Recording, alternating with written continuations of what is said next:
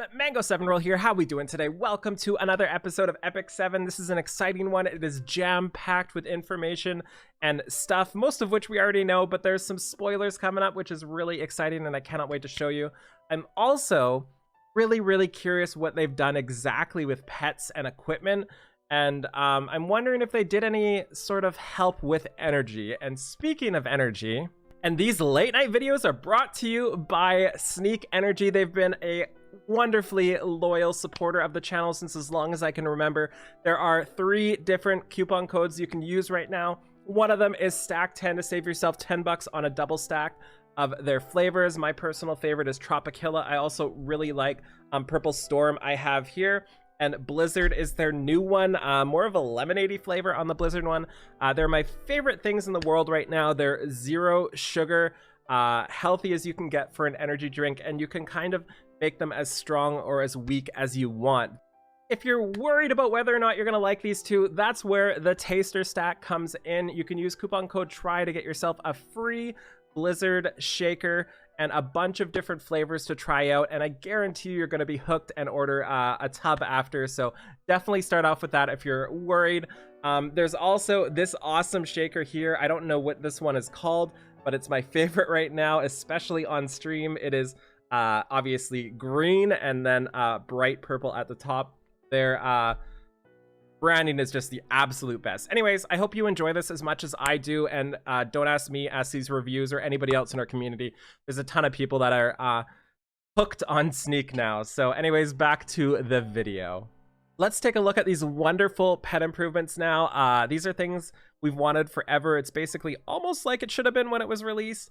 The different star for your pets, whatever star they are, gives you a different number of repeat battles, and you can do this as many times as you want a day. It'll just take you like 1 extra click, so after you're done your 20 repeats, you'll have to click again, start another 20, or since this is Epic 7, you'll probably have to click about 17 times to be able to get it to restart.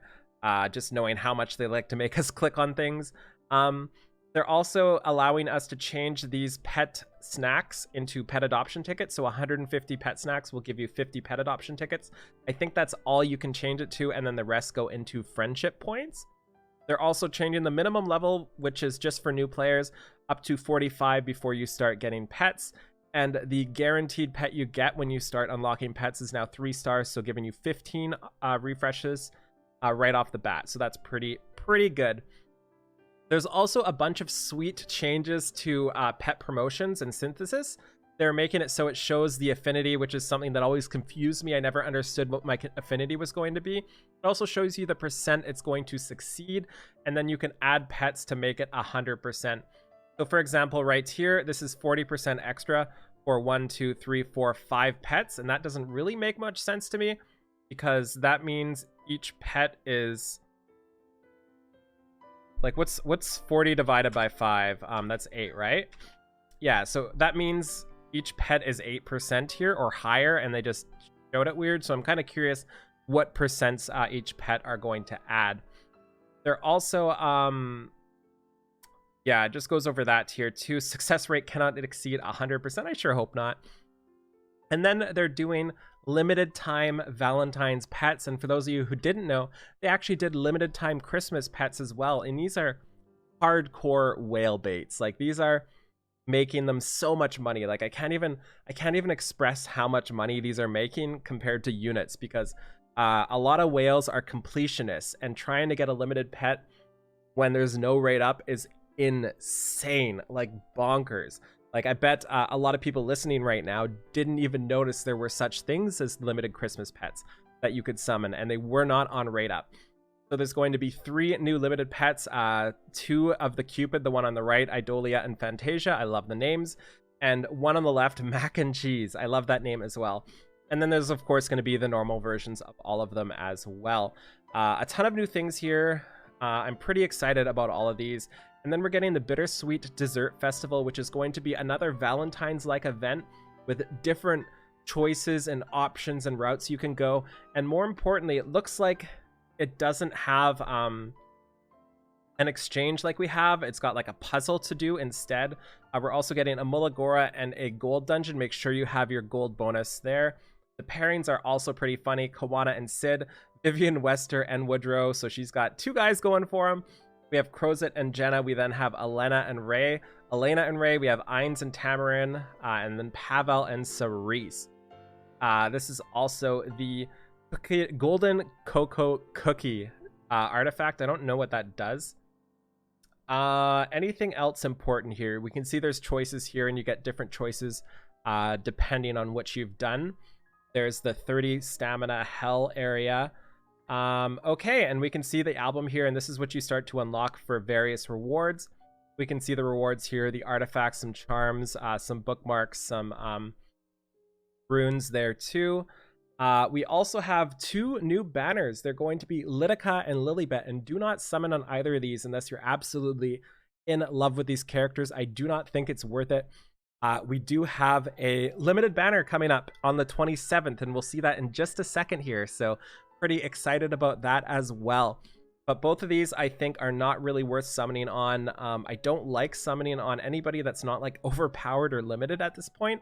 And these 2, while they are extreme waifus, they just are not performing too well in the game. That said, we have Abyss 90 to 100 coming out soon, and there's a good chance Lidica is a flipping all-star in it. That's the type of content she absolutely excels at.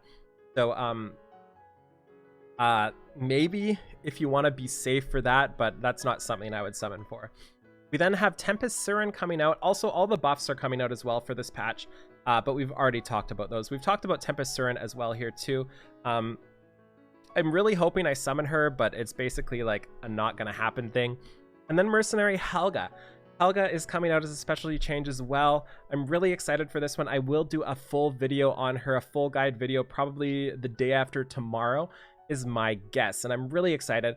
Her skill 3 is a Cry of Victory, which gives 50% attack and 50% effectiveness, and she also has a passive 5% effectiveness to all allies in her new skill tree. So that means if you're going to use her in PvE, say for a Banshee one-shot or something like that, just with her effectiveness, just with the effectiveness buff and her passive, it will give you capped out effectiveness for anything in PvE. So that's really, really, really, really good, I think, for that sort of scenario. It'll let you build your characters and just ignore effectiveness if you want. We can see some stuff with her skill tree here. Most importantly, we've got 20% health, 10% increased damage on armor rend. We've got 15% attack, 25% effectiveness. So this means just to herself, she's going to give her 30% effectiveness and then 50% with her skill 3. So she'll be up to 80% effectiveness on her follow-up turn to land her defense break. So that's pretty nutso if you think about it.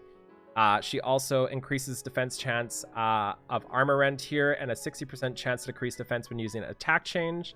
And the most important one here, maybe not most important, but the one I'm most interested in, is has a 10% chance to extend the duration of attack to 3 turns when using Cry of Victory. I don't know why, I just think that's super cool to have a small chance like that. We are also getting arena closing for this season. Make sure you have everything bought, and if you haven't got everything bought, make sure you buy them, especially the slate and especially everything. I've had everything bought for 3 weeks now, I think, maybe 2 to 3 weeks. So as long as you're using your flags, you should be able to get everything, no problem. A lot of people don't buy extra flags with the friendship points every day. Make sure you do that. 5 extra flags is a lot. Even if you're just using them on NPCs, which I often do, it's enough to add up over the course of a season. We're also getting a monstrous reduction in equipment crafting, 40% less. That's like 40% less. That's a lot less.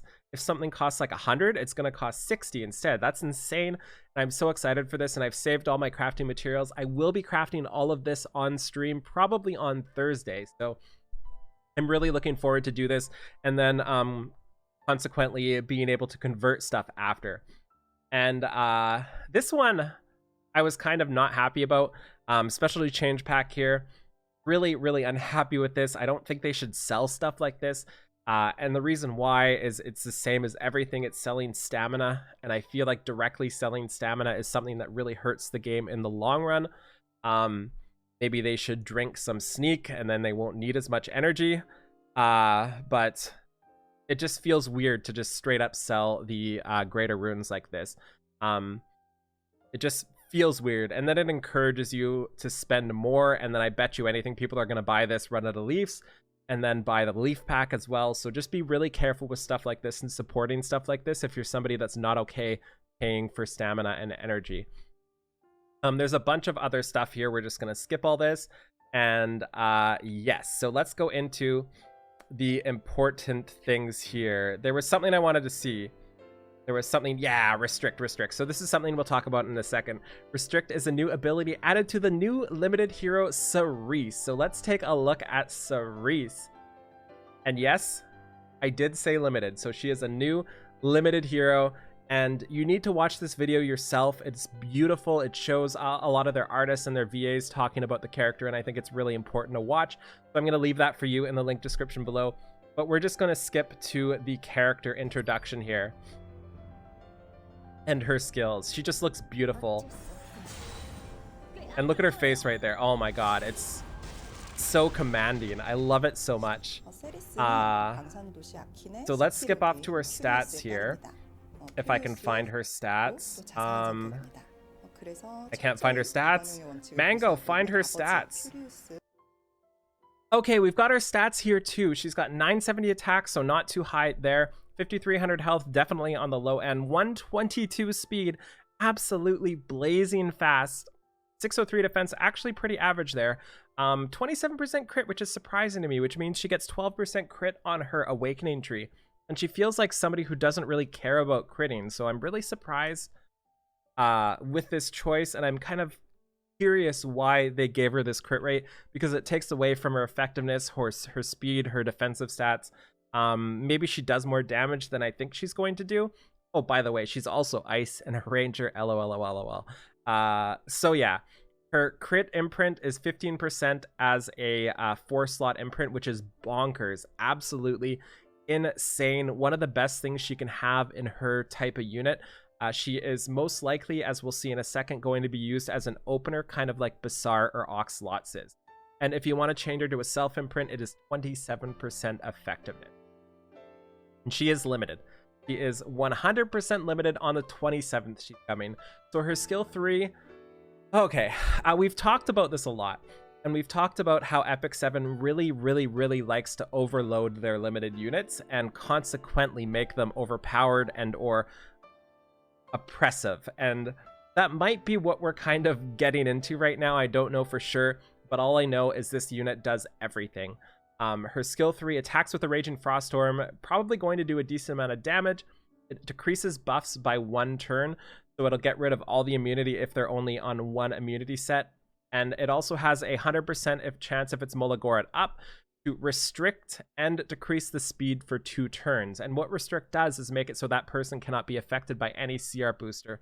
So if you restrict a unit and then you try to Oxlots them with skill 2, they're not going to get any CR for it. So absolutely bonkers. And then on top of that, it decreases everybody's speed, and it also gives the caster invincibility. And invincibility right now is insane if it's right after you use ability, because it allows you to use your AoE, proc SSBs, whatever, takes 0 damage from it, and then proc Charles counters, takes 0 damage, proc your ML Ken counter, proc whatever counter, proc, like literally everything in the game is on your opponent's turn, or on your turn right after you attack. So this nullifies basically all of that.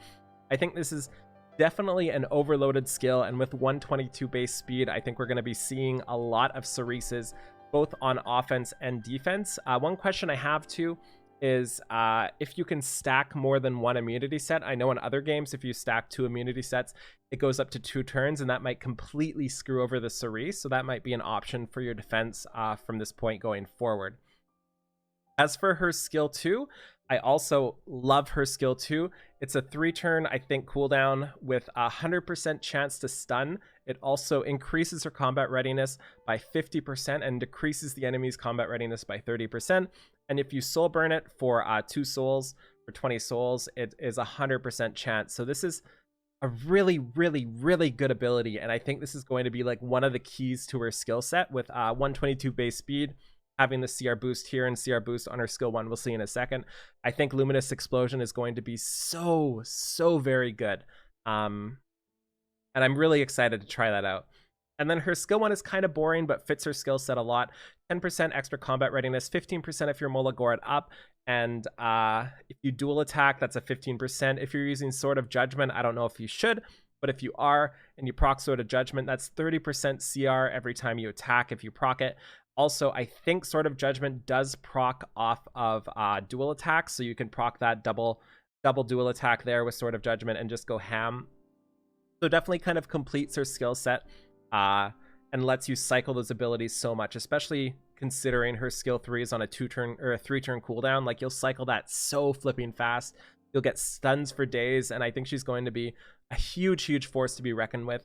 I definitely plan to summon for her. I definitely plan to triple S her with my slates, and I definitely plan to have her as a backbone to basically everything I do. So I'm really excited for this. Also, thanks to some people on the subreddit for posting this. This one is from Sylphies. Shows the abilities here if you want to see, but most importantly, the artifact Guiding Light. The ranger exclusive, 70% chance to grant stealth for 2 turns at the end of the caster's turn, and can only be activated every 2 turns. So not sure what to think about this. All I can think of right now is SSB being stealth and just getting murdered.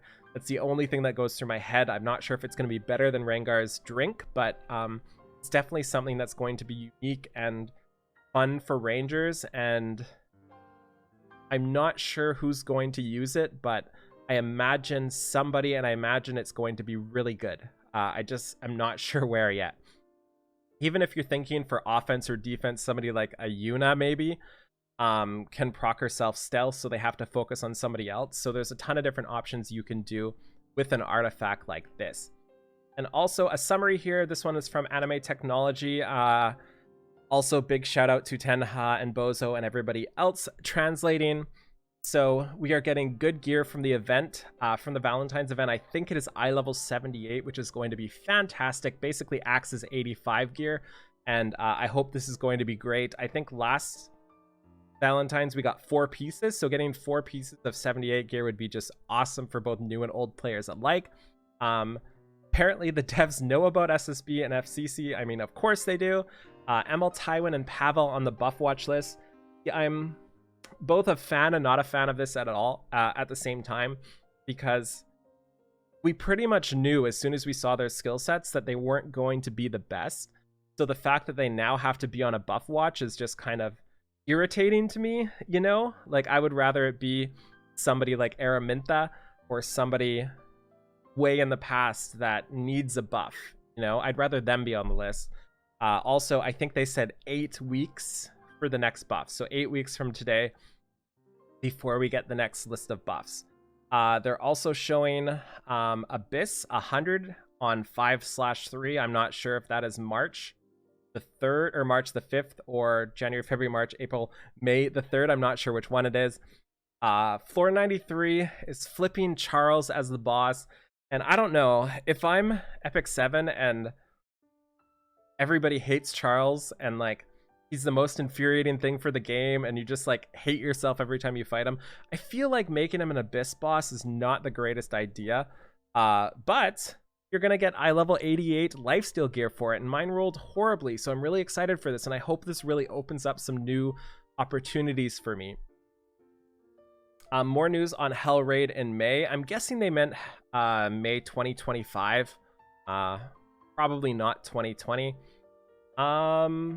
Cool. A couple other things here. Most importantly, next week is Cowrick was confirmed. They'll show them off next week. Not confirmed he's coming next week, but confirmed we will see more of him next week. So this is pretty exciting. And again, base speed 122 on Cerise. So yeah, this is a pretty good day, I think, and I super appreciate each and every one of you sticking around for this long. Again, if you want to see me summon, I will do it on stream. Also, if you're looking for me to summon for you, I will summon for you on stream as well. Contact me on Discord and we can get that organized. Anyways, thank you so much for watching. Feel free to like, comment, subscribe as always, and if you don't, you're going to have to go to 121 for Cerise and I won't feel bad. So bye, everybody.